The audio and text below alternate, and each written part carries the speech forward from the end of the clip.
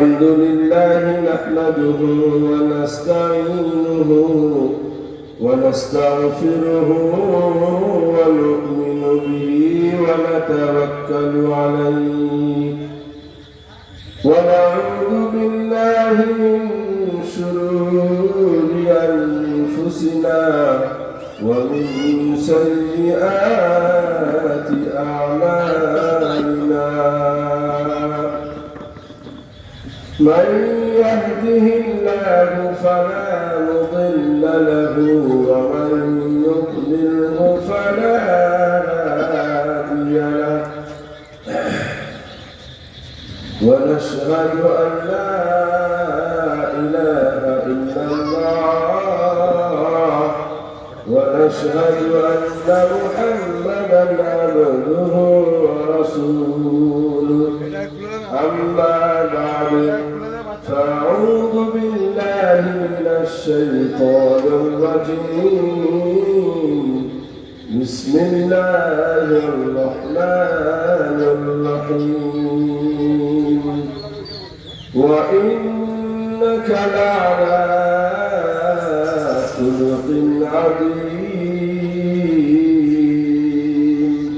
وقال الله تعالى في موضع آخر بسم الله الرحمن الرحيم لقد كان لكم في رسول الله أسوة حسنة وقال النبي صلى الله عليه وسلم إنما بعثت لأتمم مكارم الأخلاق وقال النبي صلى الله عليه وسلم خير الناس من ينفع الناس أو كما قال عليه الصلاة والسلام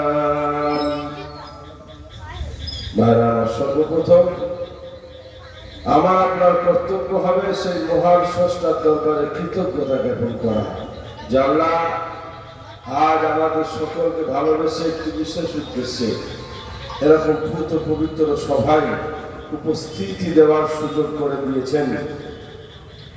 সেজন্য একজন মানুষ হিসাবে আমাদের মানবিক কর্তব্য হবে সেই স্রষ্টার কৃতজ্ঞতা জ্ঞাপন করা, আর অ্যাজ এ মুসলমান একজন ইমানদার মুমিন মুসলমান হিসাবে আমার ধার্মিক কর্তব্য হবে সেই স্রষ্টার কৃতজ্ঞতা জ্ঞাপন করা। সেজন্য আমরা সকলে একবার সেই স্রষ্টার কৃতজ্ঞতা জ্ঞাপনার্থে আমরা মহব্বতের সাথে বলি আলহামদুলিল্লাহ।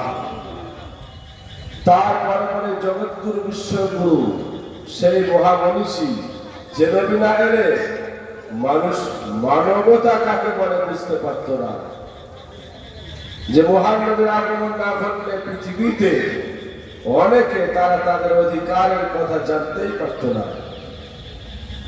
তাই সেই মহান নবীর উপরে শত সহস্র দরুদ ও শান্তির ধারা বর্ষিত হোক। সকলে আমরা মহব্বতের সাথে বলি আল্লাহুম্মা আমিন। একবার আমরা সকলে ওই দরুদটা যেটা নামাজে পাঠ করি সকলে মহব্বতের সাথে পাঠ করি। আল্লাহুম্মা সাল্লি আলা মুহাম্মাদিন ওয়া আলা আলি মুহাম্মাদ কামা সাল্লাইতা আলা ইব্রাহিম ওয়া আলা আলি ইব্রাহিম ইন্নাকা হামিদুম মাজিদ। আল্লাহুম্মা বারিক আলা মুহাম্মাদিন ওয়া আলা আলি মুহাম্মাদ কামা বারাকতা আলা ইব্রাহিম ওয়া আলা আলি ইব্রাহিম ইন্নাকা হামিদুম মাজিদ। তারপর ধরি শ্রদ্ধার ওলামায়ে কেরাম, আপনারা জ্ঞানী গুণী দিন দরদি ইসলাম প্রশাসনের প্রেমে আমার আল্লাহওয়ালা বাবাজিরা, আমার স্নেহের যুবক ভাইরা আর কচিকাচারা, পর্দার অন্তরাল আমার প্রতিষ্ঠা পর্দানসীনা মায়েরা এবং বোনেরা, সকলকে জানাই আমি আমার তরফ হতে শ্রেণীগতভাবে সালাম, শুভেচ্ছা এবং অভিনন্দন। আজকের এই সভাটা হলো প্রিয় নবী সাল্লাল্লাহু আলাইহি ওয়াসাল্লাম এই রবিউল আউয়াল মাসে এই পৃথিবীতে আগমন করেছিলেন। নবীজি কেন এসেছিলেন, নবীজিকে পাঠানো কেন হয়েছিল, আল্লাহ পাক কোরআনুল কারীমে বলেছেন ওয়া ইন্নাকা লাআলা খুলুকিন আযীম। হে আমার নবী, তোমাকে এই পৃথিবীর সব থেকে উত্তম চরিত্রের অধিকারী বানানো হয়েছে। তার মানে তুমি হচ্ছ পৃথিবীতে উত্তম চরিত্রের অধিকারী। স্বয়ং নবীজি নিজের ব্যাপারে বলেছেন, ইন্নামা বুইস্তু লিউতাম্মিমা মাকারিমাল আখলাক। আমাকে এই জন্য পাঠানো হয়েছে যে উত্তম চরিত্রের পূর্ণতা দান করার জন্য।